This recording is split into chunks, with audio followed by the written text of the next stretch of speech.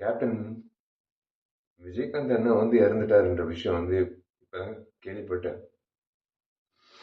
ஆனா என்ன மன்னிச்சிடுங்க, முதல்ல என்ன மன்னிச்சிடுங்க. நான் சத்தியமா இந்த நேரத்துல நான் உங்க பக்கத்துல இருந்து உங்க முகத்தை ஒரு முறை பார்த்து ஒரு காலத்தொட்டு கும்பிட்டு அவங்க கூட இருந்திருக்கணும். நான் வெளிநாட்டுல இருந்தது என் தப்புன்னு என்ன மன்னிச்சிடுங்க. ஏன்னா நான் வந்து நல்லது செய்யறது வந்து சாதாரண விஷயம் இல்ல.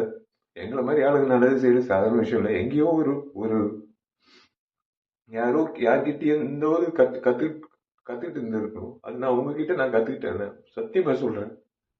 ஏன்னா உங்க அலுவலகத்துல வந்து கிட்டத்தட்ட 20 வருஷம் முன்னாடி நான் கேள்விப்பட்டிருக்கேன். நான் நிறைய முறை நிறைய பேர் சொன்னது நான் கேட்டிருக்கேன்.